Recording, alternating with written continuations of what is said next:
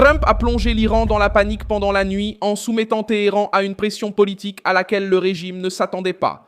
Ce samedi 9 mai 2026, la crise dans le détroit d'Ormuz a pris encore plus d'ampleur parce que la Maison-Blanche a commencé à traiter le chantage iranien comme un rapport de force. L'Iran a essayé de vendre au monde l'image d'un pays serein, mais les signaux venant de Téhéran montrent le contraire. Pendant que Netanyahou et les dirigeants arabes se joignent à Trump pour exercer une pression folle contre les sanglants gardiens de la révolution islamique qui contrôlent l'Iran. Je vais tout te raconter dans un instant, mais abonne-toi à la chaîne pour rester informé. Des infos en temps réel, avec une qualité journalistique inégalée. Dans le standard de crédibilité Milson Alves, le mouvement de Trump n'a pas été seulement militaire, il a été politique. Le président des États-Unis a placé l'Iran au centre d'une pression de grande ampleur impliquant la marine américaine, des alliés du Moyen-Orient, des nations préoccupées par l'énergie et des diplomates qui exigent déjà une solution pour rouvrir Ormuz. Le régime iranien est passé de provocateur à mis sous pression. Les alliés régionaux sont également entrés dans le jeu. Israël, l'Arabie Saoudite, les Émirats Arabes Unis et d'autres nations du Golfe. Ils resserrent l'étau autour de l'Iran parce qu'ils savent que Téhéran utilise des milices, du pétrole, des missiles et des routes maritimes comme outils d'intimidation. Pour ses alliés, le moment est à l'action ferme. Ils considèrent l'hésitation comme une récompense pour le régime iranien. C'est pourquoi ils exigent que Washington maintienne l'Iran acculé jusqu'à ce qu'il accepte de vraies conditions. Selon des rapports attribués à Canal 12, on estime qu'attaquer ce secteur pourrait amener Téhéran à négocier en position de faiblesse. Cela n'affaiblit pas Donald Trump.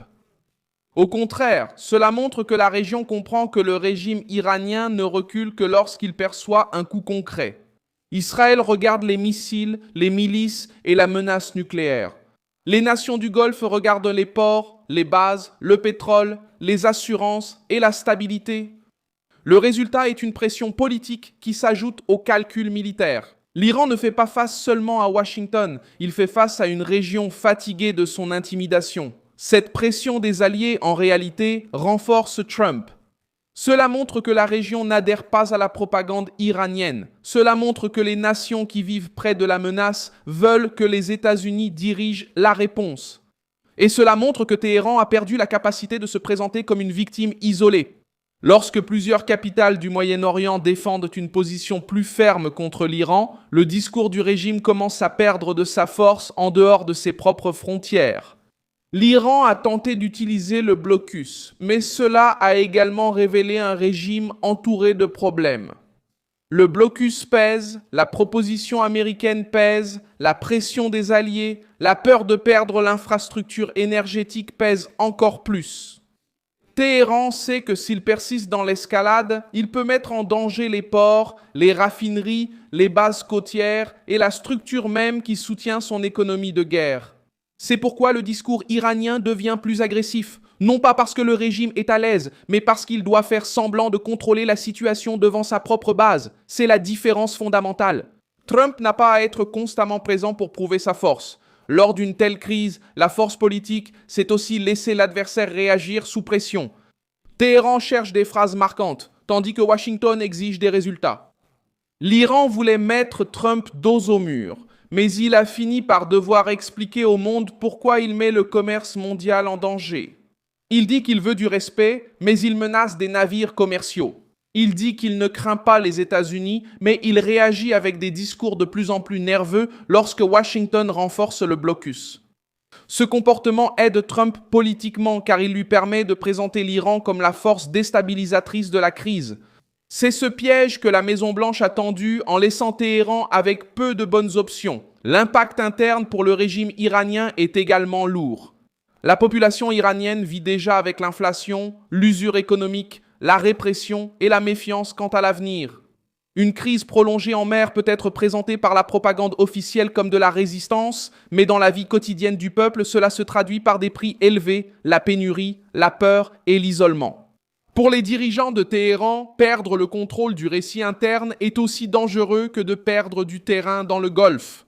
Depuis Oman, le régime doit adopter un ton ferme pour convaincre les Iraniens qu'ils gagnent, malgré la pression extérieure croissante. Donald Trump agit précisément sur ce point psychologique et politique. Il sait que les régimes autoritaires vivent d'apparence. Lorsqu'ils semblent forts, ils essaient d'intimider. Lorsqu'ils sont sous pression, ils haussent le ton pour cacher leur insécurité. La Maison-Blanche utilise la crise pour montrer que l'Iran ne contrôle pas tout. Il ne contrôle pas totalement le détroit d'Ormuz, il ne contrôle pas la réaction des alliés, il ne contrôle pas les marchés, il ne contrôle pas le Conseil de sécurité et il ne contrôle pas le temps des négociations. L'histoire montre que les régimes qui utilisent des routes stratégiques comme moyen de chantage finissent par attirer des coalitions contre eux. Lors de la crise des missiles de Cuba en 1962, les États-Unis n'ont pas eu besoin d'envahir Cuba dès le début pour forcer l'Union soviétique à reculer. Washington a utilisé un blocus naval, la pression, la réaction diplomatique et le contrôle de l'escalade pour obliger Moscou à calculer le coût de continuer à avancer. Ce point historique est fort parce qu'il montre que, dans les moments de crise, celui qui contrôle le rythme politique peut gagner sans avoir besoin de transformer chaque mouvement en spectacle. Kennedy a placé les Soviétiques devant un choix. Trump essaie maintenant de placer Téhéran dans la même position. Soit il renonce au chantage, soit il assume le coût d'affronter une puissance qui domine la mer, la diplomatie et la pression économique. D'autres nations ont également appris que menacer les routes commerciales peut se transformer en désastre politique. En mer Rouge, les attaques des Holtz contre des navires commerciaux ont provoqué la déviation des navires, une augmentation des coûts et une réaction internationale. Le résultat était clair, un groupe régional a essayé de paraître puissant en attaquant le commerce maritime, mais il a fini par attirer contre lui l'attention sur les plans militaires, diplomatiques et économiques. Dans le cas de l'Iran, le risque est plus élevé, car Hormuz a bien plus de poids sur le marché de l'énergie. C'est pourquoi la pression contre l'Iran augmente rapidement. Ce qui se passe maintenant dépend de la réponse de Téhéran. S'il essaie d'utiliser des alliés et des milices pour amplifier la crise, il risque de perdre encore plus de soutien international. L'Iran voulait que la nuit donne l'image d'un Trump isolé.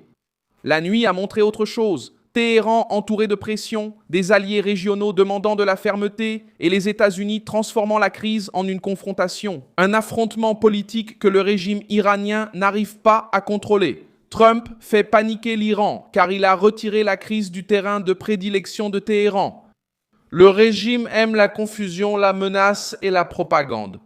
Washington a déplacé l'affrontement sur le terrain de la pression organisée, blocus, diplomatie, alliés, énergie, négociations et coûts économiques. C'est le recul politique d'un régime qui a tenté d'utiliser Hormuz comme une arme et qui doit maintenant trouver une issue avant que son propre chantage ne se retourne contre Téhéran. Je suis Milson Alves, internationaliste, et mon objectif est de vous tenir bien informé en vous disant la vérité chaque jour. Les liens des actualités se trouvent dans la description de la vidéo. Mettez un j'aime sur la vidéo, abonnez-vous et consultez les commentaires pour rester engagé avec la communauté Milson Alves.